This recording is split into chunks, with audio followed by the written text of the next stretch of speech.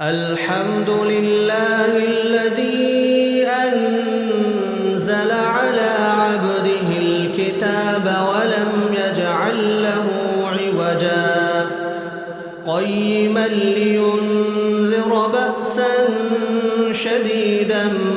من لدنه ويبشر المؤمنين الذين يعملون الصالحات أن لهم أجرا حسنا ماكثين فيه أبدا وينذر الذين قالوا اتخذ الله ولدا ما لهم به من علم ولا لآبائهم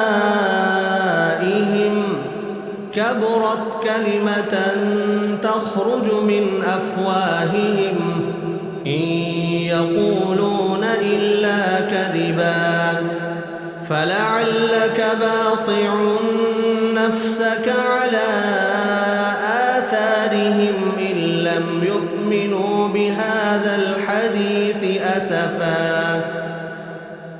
إنا جعلنا ما على الأرض زينة لها لنبلوهم أيهم أحسن عملا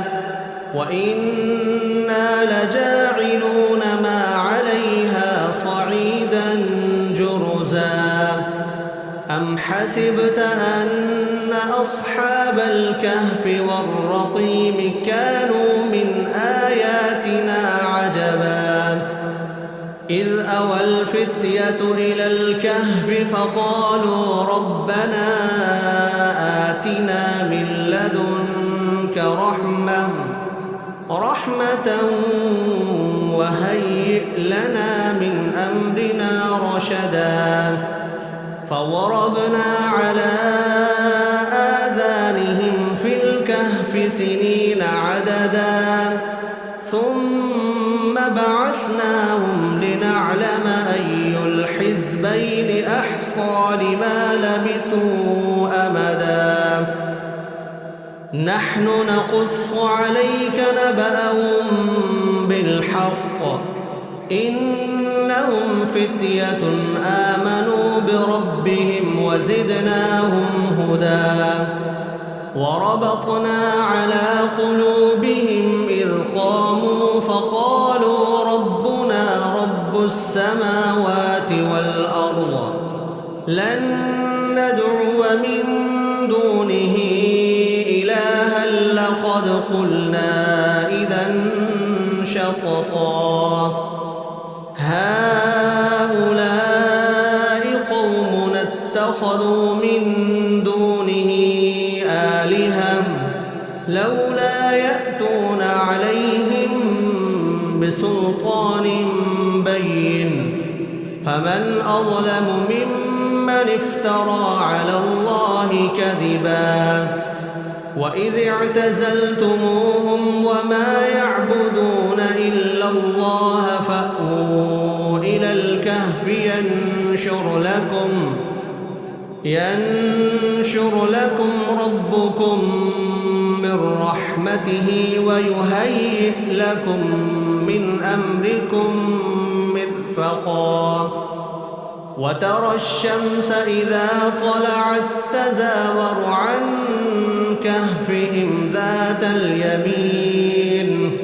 وإذا غربت تقرضهم ذات الشمال وهم في فجوة منه ذلك من آيات الله من يهد الله فهو المهتد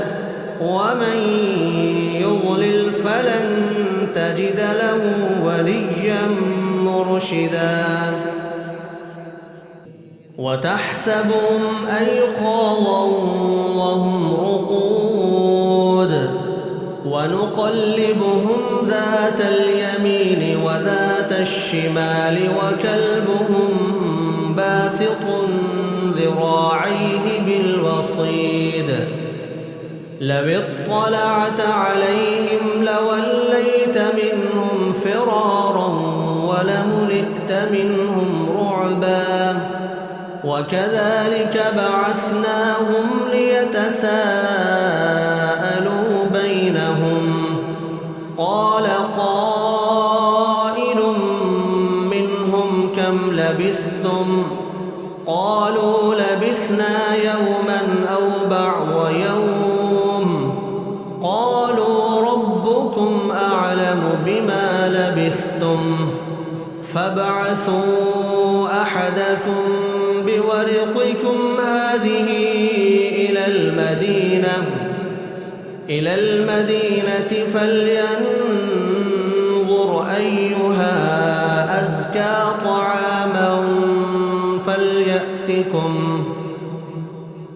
أزكى طعاما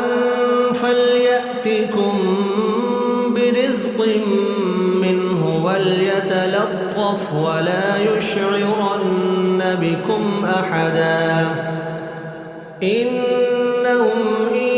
يظهروا عليكم يرجموكم أو يعيدوكم في ملتهم ولن تفلحوا إذا أبدا وكذلك أعثرنا عليهم ليعلموا أن وعد الله حق وأن الساعة لا ريب فيها إذ يتنازعون بينهم أمرهم فقالوا ابنوا عليهم بنيانا ربهم أعلم بهم قال الذين غلبوا على أمرهم لنتخذن عليهم مسجدا سيقولون ثلاثة رابعهم كلبهم ويقولون خمسة سادسهم كلبهم رجما بالغيب ويقولون سبعة وثامنهم كلبهم قل ربي أعلم بعدتهم ما يعلمهم إلا قليل